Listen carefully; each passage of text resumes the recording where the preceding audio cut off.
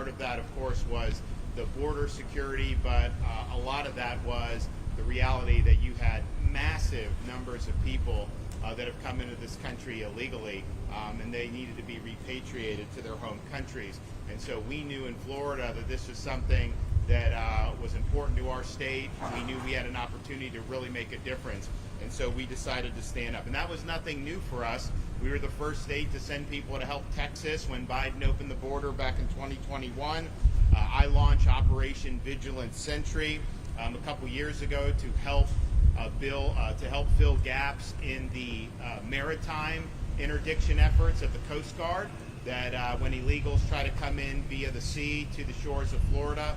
And just from the state's effort, in addition to everything the Coast Guard's done, just the state of Florida, we've ended up stopping and returning 18,000 illegal aliens, and we just had a bust the other day. So that's been really important to keep the state of Florida safe. We've also done things like ban sanctuary cities. We've ensured that there are no ID cards, of course no driver's license, but any ID cards to illegals. We've increased penalties on illegals who operate motor vehicles. And so we're proud to have been a leader in that even before the Trump administration took in. But then when that happened, we sprung into action on our state agencies doing these 287G agreements with Department of Homeland Security. That basically allows us at the state level to be working in tandem on immigration enforcement. And that wasn't true under the Biden administration. I'd have Highway Patrol, they'd pull over illegal aliens, and then they'd have to call ICE, and ICE didn't want to deal with them, so they basically had to release them back into the community. And so now they have the ability to bring those folks and process them for immigration enforcement, which I think is something that's really, really important. We, of course, called for a special session of the Florida legislature at the beginning of the year, saying, hey, this is our moment. This is what we all campaigned on. Let's get it done. And, we had some pushback on that initially. I think some of these guys, they didn't want to follow through on their campaign promises. They even sent me a bill that would have made things like Alligator Alcatraz and Operation Vigilant Sentry illegal in the state of Florida. Of course, I vetoed that. Blaise Ingoglia was in the Senate there, and he was very much standing on the side of the voters that sent us here, and he opposed that sanctuary bill. We ended up getting good legislation passed that requires all state and local agencies in Florida to participate in immigration enforcement efforts. And so that really began in earnest months ago, and it has had a lot of success. But the one thing that we were running into was that DHS just did not have capacity to be able to hold and process these illegal aliens prior to deportation. We were using our sheriffs were using some of their local facilities. We would do what we could at the state level, but there was a huge need for additional capacity. And obviously they had a rough 4 years under Biden, really letting the agency wilt in ways that it was never intended to do. So we were asked, hey, if there's any way you can help with this, this is what you want to do. So the site here at the Dade Collier Airport in the heart of South Florida was a unique opportunity because while it was an existing footprint with a massive runway, it was something that was not necessarily full or being used all the time. And so we were able to, under Kevin Guthrie's leadership, within record time, create a facility that could support intaking, processing, and eventually deporting these illegal aliens. And that's important to deport from Florida, but obviously from the United States as well. So we have capacity now for a couple thousand. We can expand that as demand is there. And we're looking forward to being able to do that. I know that the administration has called on other states to follow suit and expand this type of capacity, and I would just reiterate that call. I think it's important. I think it'll make a difference. And so we're here today to say, this was never intended to be something where people are just held and we just kind of twiddle our thumbs. The whole purpose is to make this be a place that can facilitate increased frequency and numbers of deportations of illegal aliens. And that is the goal. And one of the reasons why this was a sensible spot is because you have this runway that's right here You don't have to drive them an hour to an airport. You go a couple thousand feet and they can be on a plane and out of here. So I'm pleased to report that those flights out of Alligator Alcatraz by DHS have begun. The cadence is increasing.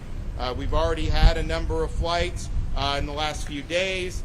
We've had hundreds of illegals have been removed from here, and the federal government has a process of how they eventually do, and they've done it different ways on some of these different flights. But the reality is this provides an ability to enhance the mission, to increase the number and frequency of deportations. And so what's been done here has really been remarkable. There's full ground-to-air communications from the airfield. There's air tracking radar capabilities on site, securing all access ports to the taxiway and runway on aircraft arrival. That happens. You got 5,000 gallons of jet fuel on site. You got runway lighting. You got everything you need to be able to do that. This airport is able to accept commercial-sized aircraft and conduct both day and nighttime operations. And so that's what it's all about, to be able to help process and remove folks that are legally in the state of Florida and in the United States of America. So we look forward to this cadence increasing. One of the things when the president came and visited that he approved was deputizing state officers, including National Guard judge advocates, to be immigration judges. And the vision is to just have them on site. You can move forward with the processing very quickly and increase the numbers. And the flow would be, there'd be a high turnover rate here because you'd be constantly doing that. We're working very closely with the Department of Justice. We have not yet had any approval for anybody to be able to come down here and do that, but we do anticipate that happening very soon. And when that happens, you're going to have an availability of a lot of folks to be able to be ripe, to be able to be removed and ultimately sent back to their home countries. Now, I've also pointed out we've been supportive of the efforts that if somebody is earmarked to come here and they would choose to simply voluntarily deport. Now, they're not just going to take your word for it. They're going to take you, chaperone you, make sure that you're on that aircraft and that you're landed in your own country. But there is resources available to do that. And I think that makes sense from a taxpayer perspective because it's cheaper to do it that way. It's also more efficient. So anybody that wants to take up on the offer can do it. We've had some people take up on the offer, and it's not just limited to Alligator Alcatraz. That's something that in any of these instances with immigration enforcement, that's a way to short circuit and ultimately get where we're trying to go anyways. So that is something that's a live possibility, and I hope more and more people avail themselves of that opportunity. I want to bring up folks here. I know Kevin Guthrie has done a lot of yeoman's work, both in setting up this facility, making sure it's being run professionally, but also debunking a lot of the nonsense that gets spewed out with some of the fake narratives that get put out, and he's done a really good job of doing that. Clearly that you have something that's professional and that's meeting very high standards. So Kevin, why don't you come ahead and let her rip. Thank you, Governor. Thank you for being here this morning. Thank Governor DeSantis for his leadership and dedication in doing what's right for the state of Florida and the United States of America. Florida has been able to act decisively and deliver results due to his ongoing support for law and order. Florida is a law and order state. Florida knows how to respond to crisis. We specialize in response and recovery, acting fast, and most importantly, logistics management. That same speed, precision, and discipline has been applied here at Alligator Alcatraz. When Governor DeSantis called on us to lead this effort, we brought everything we've learned from hurricanes, severe weather, large-scale activations to the table and made this happen. The focus of this operation has always been and will always be fulfilling our mission, upholding the law, and delivering results. This facility was built and operational incredibly fast and has now grown to have a capacity of 2,000 detainees. Our team continues to work to increase its capacity of the facility, which will eventually hold 4,000 detainees. As our capacity increases, we continue to identify contingency plans to ensure we are ready for hurricane season. I know that I've taken a little bit of heat in the media that the EM guy is not taking care of hurricane season. That is absolutely, unequivocally false. When we have 1,000, I need to make sure we have room for 1,000. When we go to 2,000, I need to make sure we have room for 2,000. And yes, I may have visited some facilities in the state of Florida.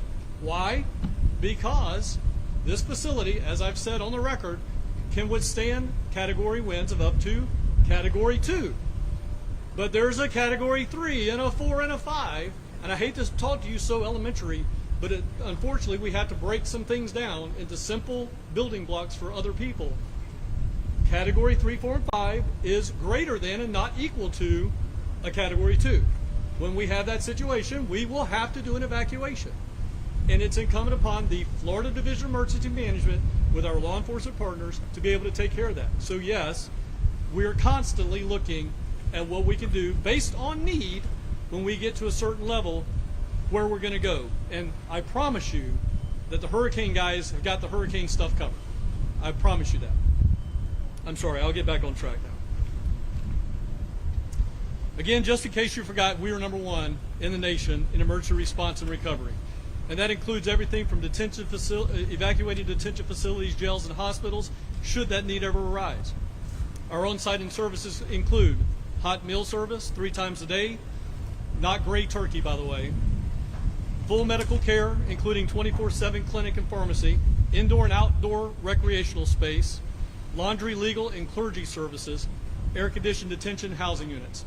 Again, I've said in the past, and I'll say again, either meet or exceed the higher standard, whatever that is, whether it's Florida standard or national standard, we meet or exceed the higher standard. The security infrastructure includes over 28,000 feet of barbed wire and fencing, nearly 300 security cameras, a trained force of over 400 security personnel, including an additional 200 National Guard. Additionally, this facility is surrounded by miles and miles and miles, I believe it's 39 square miles, of natural buffer, turning what was once just a taxiway that saw up to, this is another stat for you, up to over 100 flights a day as we have issues with the environment. All of a sudden, Governor is tearing up the environment. There were over 100 flights a day coming in and out of this facility. There's much less than 100 flights a day coming in and out of this facility now. With the airstrip infrastructure already in place, this location has made it even easier for us to coordinate deportation flights directly on site. None of this would be possible without the commitment of Governor DeSantis. His proactive stance long before this project broke ground, coming up now 3 years, Florida will not be passive bystander when it comes to border security and public safety. This is what leadership looks like, ladies and gentlemen. Leadership is an action verb. It's an adjective, but it's rooted in an action verb.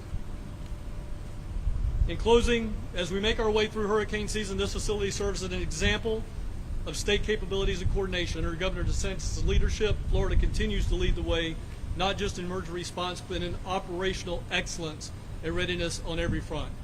Governor, as always, thank you for the opportunity to lead under your direction.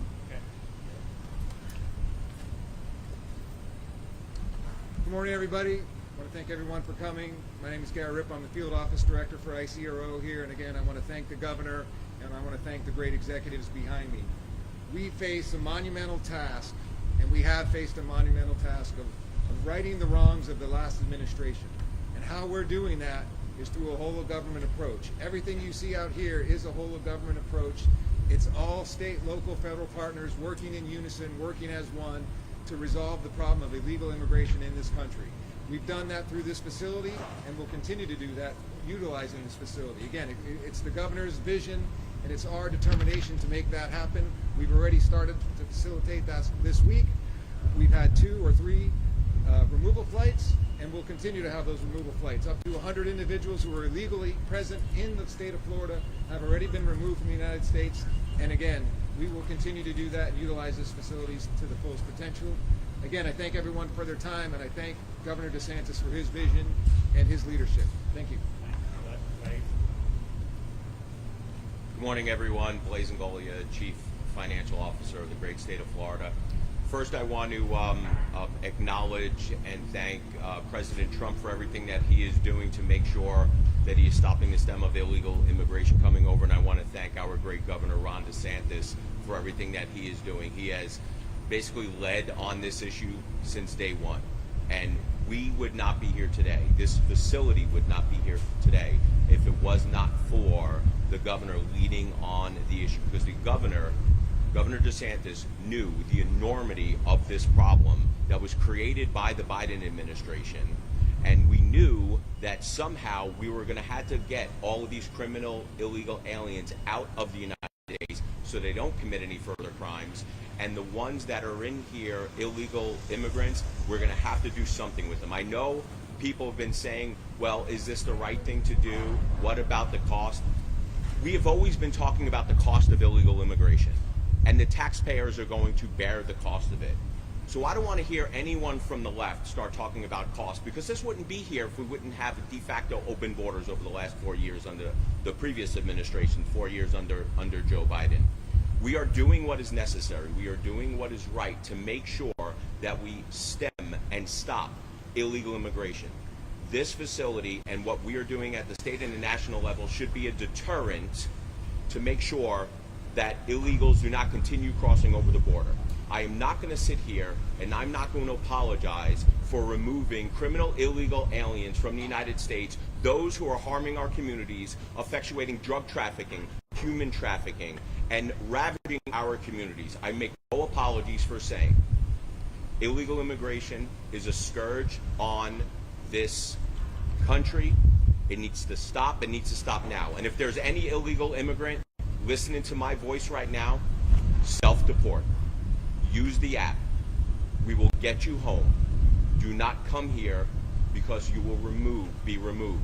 If you want to come here legally. Come here the right way. Be part of our communities. We are not going to stand for illegal immigration anymore. Larry? My primary remarks today are going to be directed to the illegal aliens who are in Florida who have not yet been arrested but who will be arrested. But before I do so, and not just to say nice words to be polite, it's important to understand the significance of this whole thing.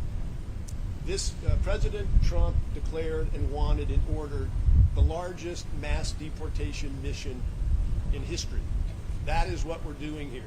And what's very special and very unique about this point in time is you have the genius and mastery of a Kevin Guthrie and his team, and it is a team, it's not just him, at the Division of Emergency Management, who is the best in the world at doing things fast, with a sense of urgency, in an environment of high pressure and high stakes. And it's an honor to work with you and to work with your team. And what he brings to this, in addition to his skill set, is doing things with a sense of urgency. And that is a trait that I will say, Governor, with all due respect, is one that I know you value, and I value as well. Then we have combined with that, who I believe the person who has been chosen by the Department of Homeland Security to be the one that I joke with him and I say was sent to Florida to run all the federal immigration enforcement operations in Florida. I joke with him, they sent him to the best state, the state that's the most effective. The state can, quite frankly, do most things on its own. But that's not why. Why they sent Garrett Ripa here is because he is developing the blueprint or the prototype here in Florida, which the president was just in town here at this very location just a couple of weeks ago, declaring Florida the cutting edge, the best, the template, the example for other states to follow.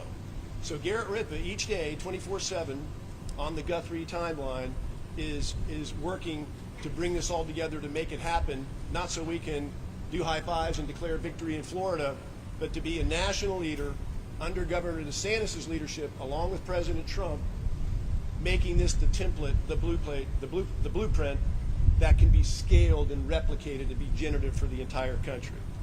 So now returning very quickly as I look to the illegal aliens who live in Florida, and I want to say this humanely and with respect, not in terms of finger pointing that this is going to happen and that's going to happen. You are still here implicit in that is the notion that you are aware of DHS Secretary Kristi Noem's CBP home platform. It's an option for you to self-deport, to have your flight home paid for, to receive $1,000 when you arrive back in your home country, and very importantly, for you to be eligible to return to this country in the ordinary course the right way, the lawful way. But it's critical to know, and not said enough in my opinion, is that if you put that off thinking you can take the risk and it might turn out well for you, you should think again. Because if you are arrested and you come to a place like Alligator Alcatraz, you are not eligible for CBP home. You're not eligible for that. Now you may think that based on everything that you've seen or heard, that the tempo that you have seen the last 5 or 6 months is the way it is always going to be. I'm here today with some new information. That is not the case. There's two very, very significant things that you need to know about that. Here in Florida, we've been leading all the national numbers with regard to immigration arrests for months. And that is largely to the credit of the Florida Highway Patrol, who's had 1,800 Florida troopers out with their universal jurisdiction throughout Florida, not just on the highways, leading the country, making arrests. Just within the last couple of days, the federal government has issued credentials to over 1,200 Florida sheriff deputies and over 650 FDLE agents and other state and local law enforcement agencies, to where we have more than double our capability and capacity to effect arrests. That tied together with us getting good, practicing, getting muscle memory, and making things happen, I strongly suggest to you is it is a new day each day as we go forward now. Don't look back on where we've been. There will be a surge of arrests, and what you see here at Alligator Alcatraz and what's to follow on detention capacity will be here to meet that surge. The other thing, the last thing I want to say about this is that if you're thinking is that, well, it's not so bad if I get arrested, because you know, and you have seen, and we have all lived and seen the last 4 years of catch and release. I'll get arrested, and an immigration judge will bond me out, and I'll be right back in the community with my lawyer for 4 or 5 years of due process of whatever we can throw on the wall, thinking there may be some amnesty or something might happen. Well, that's other news. There's been a development within the last 2 weeks that has significantly cut back bond release from detention. It is my strong recommendation to you that if you do not take up Secretary Noem on the CBP home option to return home, that you will eventually be in a place just like this, if not this place, and you will be here for the entire duration of the time that you are exhausting your due process rights. You will not be living freely in our communities while you're awaiting the due process to take place for years or months. So I strongly recommend to you, you consider those things, you inform yourself, make the move on CBP home before you are arrested. Thank you. So the flights are going. I think the cadence is going to increase. I think you're going to continue to see the numbers really go up dramatically. And then as there's demand, we can expand the footprint here to 3,000, and then we can do camp landing. And I said we've always been ready, willing, and able to do that. I don't want it to be something where illegals are just being like stored there and then just kind of sitting. I want it to be where illegals are here, there's an aggressive processing and an aggressive deportation schedule. That's what you're seeing starting to occur here down at Alligator Alcatraz. And when there's demand for that beyond here, up there, then we're happy to be able to respond accordingly. And so we look forward to the increased cadence, look forward to hopefully being able to get the approval for the immigration judges to be on site here. And we've offered different personnel that are we're working through different issues because there are logistical issues involved. But President Trump was very clear. He wants to see a force multiplier with respect to the immigration adjudication process. And he wants to speed it up. And he wants Florida to play a role. And he wants the DOJ to approve a way forward there. So we stand ready, willing, and able to help with that. And it's all about just realizing the vision, fulfilling the mandate with what people want. They want borders secured, which has been done very well, but they also want to have a legal workforce. They want to have the rule of law. They certainly don't want to have massive costs imposed on their communities because of waves of illegal immigration. So this is our chance to finally solve this problem once and for all. Florida's playing the leading role amongst the 50 states, and I don't think there's anyone that's even close to doing what we've done. Okay, we have any questions? I wanted to ask you about something we've seen consistent from attorneys who say they still have not been able to access their clients, even though they're using the email that the state has provided. Can you address that, one? And then two, my second question, allegations by the Democrats who say that contracts related to the facility are no longer on the state website, so they disappear. Well, I'll let Kevin address. You want to address the contract issue? So, and we happen to have the CFO with us today, and he and I were talking about this earlier. The contracts not being on the website is false. What our staff ended up doing was we actually put proprietary information on the website. We have competitive contracts. We are encouraged to do competitive procurements. And by the way, there's not a single sole source contract at this site. Now that you got me riled back up again, sorry about that. Everything here has been competitively bid off of master contracts that went to competitive procurement a year, 2, 3 years ago. So what happened was our team put the actual detailed line item PO that then now every other competitive contractor can see what their rate is. So we took that down. We've replaced it with summary sheets on the actual amount that they've been given. So that's what's happening. Oh, and the legal issue. Legal issue, my understanding, my attorney has told me that she has worked out the issues, and we should have our first set of on-site legal representation no later than Monday. And we are scheduled, I'm looking for my guy, we're scheduled to go with that almost 24/7 if we need to. So the space that we have, we can do those meetings all day long, 24/7, 365. But we had some technology issues. We have now worked those things out, and we should be starting that on Monday. How are you able to start deportation flights without people being able to access their clients? Some of the, remember, there's probably close to 800,000 illegal aliens that have already been ordered deported in this country. Florida, we have at least 50,000, 75,000. I mean, so the idea that somehow, you need some elaborate process in some of those situations, it's just not factually true in terms of the law. DHS can answer on each individual folks, but the whole purpose of having this is to be able to have a very efficient way to deport, understanding that they have to go through this process. I mean, to me, it's like, if you're subjected to traditional criminal process, there's a bunch of due process that goes into that, because ultimately, are you guilty of this crime? There's elements, all this. This should be a pretty simple process. You either have a right to be here or you don't. And really, that's what we need to determine when you do this. And once that's determined, if you're in this country illegally, then you should be subject to expeditious deportation.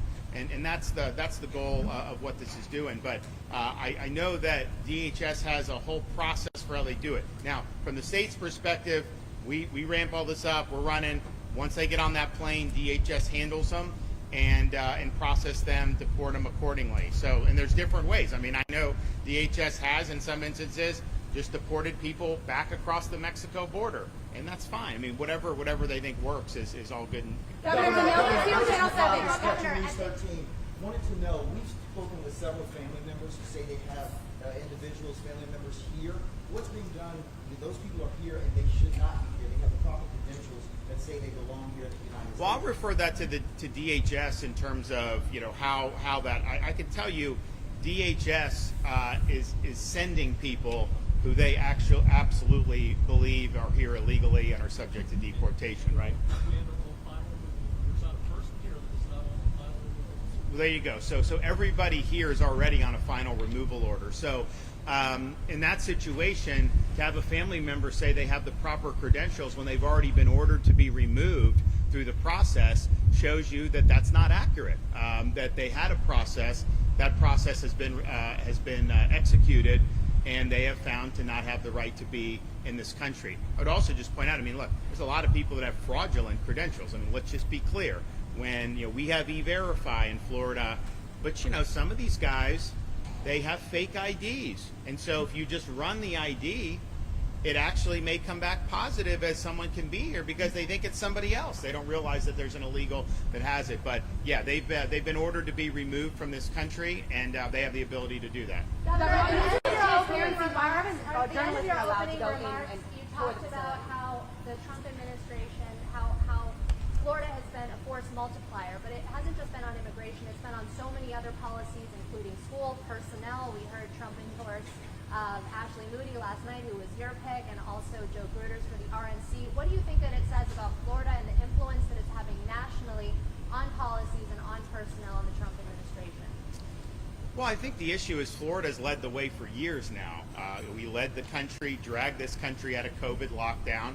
We were the place everybody was coming to escape the madness in a lot of these other places, not just in the United States, but around the world. We led the effort to fight against Biden's immigration and border policies. We led the effort against the woke mind virus, whether that was in schools, whether that was in corporate America. We were effectively the ones that nuked ESG. We were the first state to eliminate DE&I. Of course, we've been leading the way on economy 3 years in a row, ranked #1. So I think we've seen issues, we've addressed the issues, particularly when you have some of the far left that's really run amok in some of these places, and may run amok more in places like New York City if this guy gets elected to be mayor of New York. It's going to be huge fallout from that. So we've continued to lead, and I think the stuff that we were doing prior to the Trump administration taking office, these are the things that conservatives have wanted to see done for a long time. I mean, we've been complaining for 20 years about higher education going off the rails, and yet no one was doing anything about it. So we came in and we've done that. We've really right-sized or course-corrected, I think, positively. And I think what they're doing with Linda McMahon on higher education is positive. We're working constructively. We just did the accreditation. We're going to have a new accreditor that's going to be able to help us get over some of these things that have been holding back higher ed. So on it goes. Law and order. We've been the leading state on law and order. There's no question about that. So all of this is, we've seen problems. We've responded to the voters that have elected us here, and we've led in ways that I think have paved the way for more progress to happen nationally. Remember, when we were taking on the woke, that was not necessarily popular to do. That was at the crest of this madness that was taking hold, and a lot of media, a lot of elites were really going in whole hog. Corporate America, educational institutions. And we drew a very clear line in the sand, and we say our state is where woke goes to die. Now the woke, no one wants to admit that they're woke, right? It's different. It's a few years down the line. DE&I, we were the first state to eliminate that. That was years ago, and we took a lot of flack for that. Now everybody's running away from DE&I. Women's sports, we were, if not the first, certainly one of the first states to lean in to protect that. That was considered controversial at the time. Now everybody is acknowledging it's not right to inject a male in these female competitions. So I think on issue after issue, we've been willing to lead, and I think these are addressing problems that a lot of voters have wanted to be addressed. We obviously could do it at the state level. Other states have emulated, and I think now the Trump administration is really focusing on addressing these issues in a national context, and I applaud them for doing that. Governor, any specific goals or estimates for how fast you get the processing here?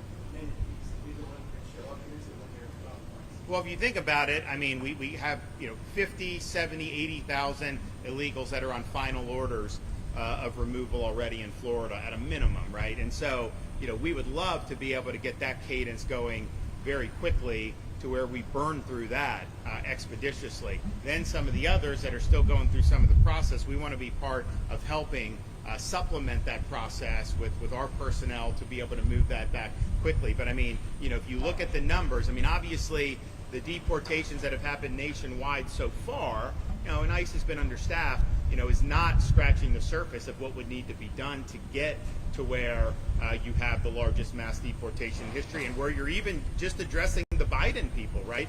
So you got to increase that tempo. You have a limited amount of time to do it, and I think we've got to assume, we've got these 4 years under the Trump administration to really get the job done. So my hope is that we have a very strong cadence coming out of here. If the cadence is strong and it justifies us going up Northeast Florida and establishing a footprint at Camp Blanding, we will do that. But for us, the reason why we're in this is because we want this tied to helping DHS remove these folks. That, to us, is the critical element that we want to see done, and then I think, quite frankly, the voters want to see done. Governor DeSantis, now that you're Channel 7, why not allow people to go in and tour the facility? There are several families that are saying that the people inside this facility that are their family members aren't getting medications. Can you explain this and talk about that? So I let Kevin, but I'm sure he's going to debunk it. I mean, I seriously, you have to ask yourself on some of this stuff, just the desire to create narratives, and these Democrat politicians parading down here and doing all this stuff. And I'm just thinking to myself, I've never seen one of you show up to comfort an angel mom who's lost a child because of illegal alien crime. I've never seen you raise any concern about the victims of illegal immigration. Not one time have I seen these Democrats caravan anywhere in this state, hold a press conference to be able to stand in solidarity with victims. I've never seen that. These are stunts that they're pulling because they're increasingly politically irrelevant in this state, and they're trying to latch on to whatever they can, to create phony narratives. But I will let Kevin address that. So again, simple answer, absolute crap. We have on this facility the ability of a full-fledged medical center with x-ray capability, sonogram capability, prescription med capability. When these individuals come here, and I'm glad you asked this question, again, we reiterate, everybody at this facility is on a final removal order. They have been in CBP, ICE, ERO, AMO custody for a while. It's not like they just came into custody last night. They have been underneath the federal government's health and medical arm. They get brought here. They come with what we call a face sheet that tells us everything that they're on. We have that medication on site. We have a medical doctor on site. We have nurse practitioners on site. We have RNs and a complete medical staff. We can deal with trauma on site. We have 4 paramedics on duty at all times in conjunction with the medical staff. So again, all of that is false. Every single bit of it. And it's not, again, we didn't just go out with a FHP traffic stop, my friends and brothers in tan, out there making a stop, and then just arbitrarily pull that guy off of Alligator Alley and bring him straight here. We have absolutely no idea who that is. That is not how this system works. They come from ERO, ICE, CBP to this facility with a face sheet that tells us everything about them. It's absolutely false. Director Guthrie, You have all these, some of these, it's like it's just the lengths that people are going to try to make an issue out of everything. There was one report, one of the illegals said that his ham sandwich was cold. And I'm thinking to myself, you're entitled to toast it? It's hoagies? First of all, Jimmy John's is one of the most successful sandwich places in the country. They didn't have any toasted subs until very recently. They had only done cold subs, and it became a massive success, financial success. Now they do offer toasted subs. I don't think they do cheesesteaks. My kids like the cheesesteak from Jersey Mike's, but be that as it may, to say that the AC's on too much, it's too cold, or this or that.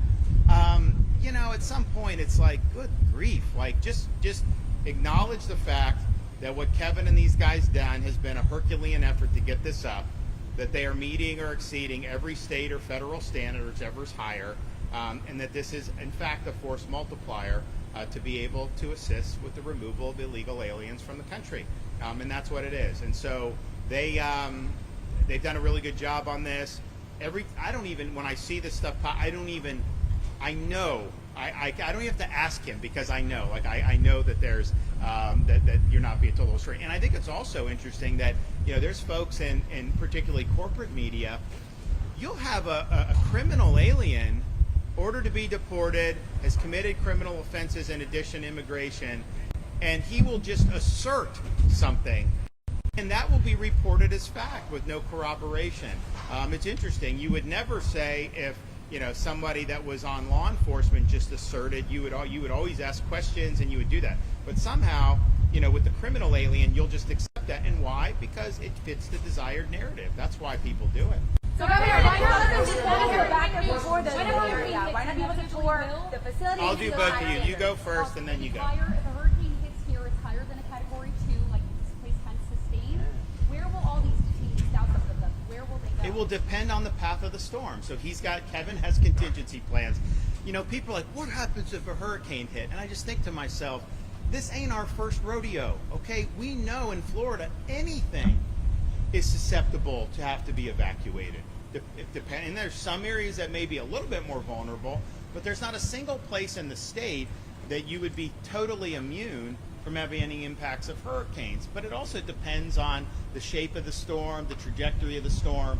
So they have that built out, and we do this in different contexts. We do it in the corrections context and have done it in the corrections context. We also have to redeploy first responders. So for Hurricane Milton, we were staged at Tropicana Field, home of the Tampa Bay Rays.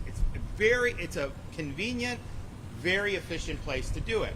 Well, Kevin's watching the storm, he's watching how it's coming, and he made the decision we got to evacuate them out of there because we think it's going to be impacted by the storm. And of course it was. The roof got blown off, although the roof was supposed to withstand a little more than it did, so the roof got blown. So those guys were strategically redeployed, and then they got on target just like it was. So that will happen. There'll be accommodations that will be made that's accordingly. This stuff, though, can withstand non-major hurricane, Cat 1, Cat 2. Doesn't mean you can't have it. Now, the more interior you are, you guys who've covered hurricanes know when it hits land, it does slow down. So if we have a hurricane that hits Southwest Florida as a weak Cat 3, by the time it gets here, maybe those winds would be sub Cat 2. I mean, these are judgments that will be made accordingly, and there will be preparations made. And I'll just echo something Kevin said, because DEM is overseeing this, that must mean that they're not doing the standard preparations for hurricanes. That's obviously ridiculous. These, as you know, these are contracted folks. There are DEM personnel who are helping to coordinate, but we've got massive resources that are on standby in the event that we have additional major weather events. And I'm hoping that we don't. And I always tell people we've had 6 majors in 7 years. We deserve a break remember, we had 10 years. We didn't have any recently. Wouldn't it be great to get another 10-year stretch? And I sincerely hope for that, but I do not expect that or plan for that. We have to plan as if we're going to have more events this year, writ large, even apart from Alligator Alcatraz. But if you had like a Hurricane Michael trajectory, you wouldn't need to evacuate anybody from here. If you had a Hurricane Irma trajectory, then you probably need to make some accommodations. And so these are things that these guys will watch. They have contingency plans. There's not one specific place where they will go to because you don't want to evacuate people into additional storm. So Governor, you mentioned the medical facilities, you mentioned, the laundry facilities and even the living quarters. Instead of taking the detainees' word for it or your word for it, why not allow us to go tour the facility today or another day? Because so far we've been denied. Well, they have done that. When the President of the United States was here, we had the White House press pool that was following us through all these facilities. You've had different politicians that have come. Now, a lot of them have been posturing, but they have come. Here's the thing. This is not a spectacle, okay? You don't get to go into other facilities willy-nilly either. I mean, that's just the reality of the situation. I think they have a job to do here. I think they're doing it, and I think that they're doing it well. And so we're going to continue, and Kevin's going to be able to make judgments about what's best for the mission, and I'm going to stand by his judgments on what's best for the mission. Governor, quick question for Mr. Nolia. Where we actually had a staged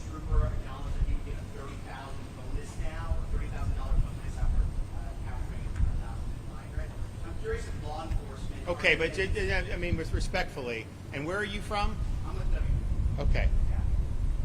How many illegals have been apprehended by state law enforcement? Thousands and thousands. Do you honestly think we could underwrite a $30,000 check for each illegal that was apprehended with those massive numbers? Of course not. I mean, of course not. So I'm not sure where that's coming from. I can tell you that I worked very hard to get pay increases for Florida Highway Patrol in this year's budget. I wanted 25% for experience. We didn't get quite that much, but we did get a significant, and we'll probably work more. No, but I mean, the idea that you'd get 30,000 for every illegal, that wouldn't even be cost effective. So I'm not sure where that's coming from. Governor, what's the process on getting reimbursed from the state of Florida getting reimbursed? Same as you would through any FEMA reimbursement. Governor, you mentioned So there have been 100 full deportations just out of here. There have been many other hundreds who've been flown out of here. The way the federal government does is they have some areas that are considered kind of hubs. And so I know some flights have gone to Louisiana, and then they will go from Louisiana. And it makes sense logistically because, you know, if we've got a plane full of people here from a variety of nationalities, if you go to a central hub, then you can pool the nationalities and send one flight to one place, another flight to another place. So that's what we're doing. But there have been 100 folks that have fully been deported, and there have been many hundred that have been exited this facility and are en route to be deported by the federal government. And look, I think a lot of people getting them out of Florida is a huge thing. You know, it's like we obviously had a transport program, send to California, send to New York, send to Martha's Vineyard even. And we were happy to do that because I think it relieved burdens on Florida. But yeah, so they've got a process that they're doing. Now DHS has run into some more money now. I think you're going to see an expanded footprint in their capacity. I think you're going to see an expanded detention footprint in their capacity. And I'm all about, I mean, people say like, you know, why are you getting involved? Because we need it. That's why I'm getting involved. If DHS had 100% capacity to handle and process 100% of the illegals, then I'd be happy to just say, you know what, you know, we've got other things to be doing. But we're needed in this fight now. Other states have been asked to step up. I hope they do. And I think you're going to see DHS's capacity continue to increase. But right now, you know, they've, you know, they had 4 really tough years in terms of the attention and the direction. And so it's a new day, but it takes some time. Governor, are these immigrants being sent to places like El Salvador, or are they being sent to their country of origin? And then on top of that, if you were to step under this tent, I guarantee you we all smell like bug spray. That is a luxury that we can afford. Do you know what's being done for the immigrants inside the tents and the mitigations? Because it's uncomfortable. Well, one, I mean, I don't have bug spray on. I know people have it or what, but so on the deportation, look, that's a question for DHS. As I said, they've got processes that they go through. They can do a direct deportation from here. They can do to one of the hubs, and then the hub can take them. And I know that they have used El Salvador. I don't know that anyone from here has gone there yet, but so I just can't answer that. But I think DHS could answer that. Okay, who has a question? Who hasn't asked one? Yes, ma'am.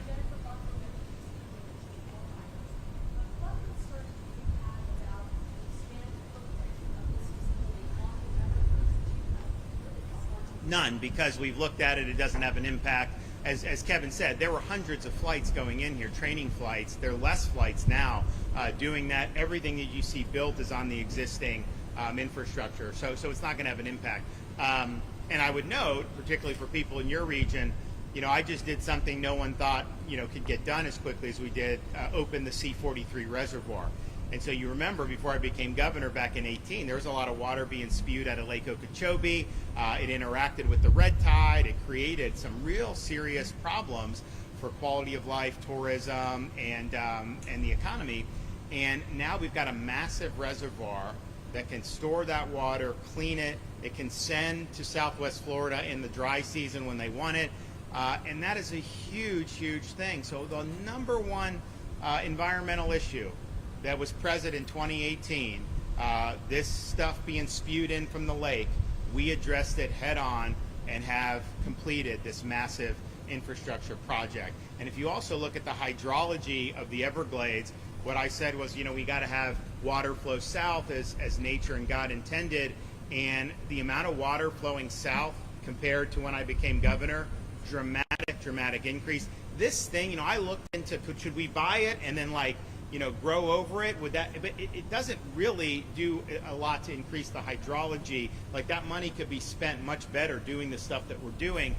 So there's not going to be an impact here. But even if this wasn't here, like if I had to pay money to mothball it, I think that money would probably be better off doing the pump stations like we're doing at the EAA reservoir that the Army Corps has given us responsibility over. So that's going to be bid on and procured. We're going to move forward with that. So all those things I think are very important. But this has been huge success that we have had with Everglades restoration. We're continuing the momentum. This delegation of authority that we announced down in Marco Island last week, huge deal for the state of Florida. They were looking at the federal share being done 2034. Now it's going to be done 5 years earlier because the state is being given resources to be able to go forward and do this. And so it's been a huge cornerstone of what we've done. The progress is undeniable. This is not anything that's impacting. In fact, there are less flights as a result of what we're doing than there were before that. Okay, they truck it out. Yeah. There's no sewer or any. They just truck the waste out. They bring in potable water and they do it. So, look, that's more expensive to do. That's more cumbersome. But we weren't willing to do this facility if we weren't managing that in a way that was not going to have impacts. And so that's what we're trying to do. So they're running these things out of here all the time. And I think they've done a really good job doing it. And they're basically, this existing concrete is what they're using. I mean, you look, there's like grass in the interior here. Like, honestly, there'd be no reason that you couldn't use that's not going to affect the Everglades. But they're not even using that. They're literally just staying on the concrete. So I think it's been a really incredible footprint that they've been able to do with this. Sorry, Governor, really quick, for Kevin Guthrie, I have a question.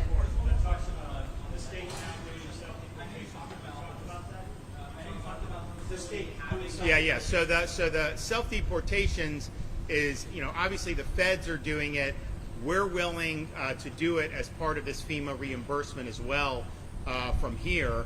Now that's got to be supervised because some of these people, we're not just going to hey, take a ticket. See, no, they're going to be escorted. They're going to do that. But when and so we've done.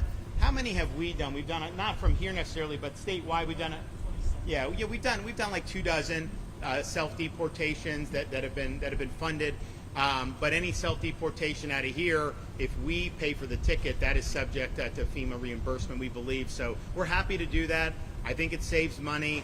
Honestly, it saves the state money because there's a lot of burdens that get placed, when you have this many folks doing it. So we'll keep providing updates on this. I think you're going to see the cadence on these flights start to pick up. Obviously, honestly, to get to where we were at the beginning of this month and now have flights leaving already with a facility that's been built out. That's incredible. It's incredible work by Kevin Guthrie, incredible cooperation with DHS and the Trump administration.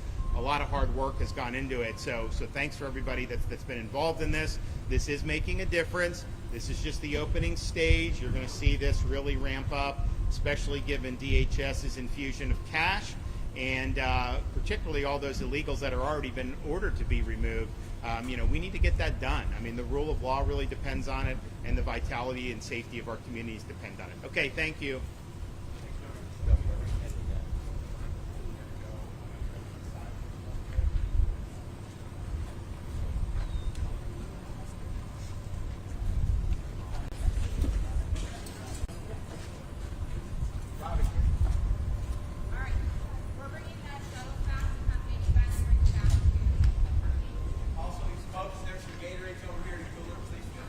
Yes.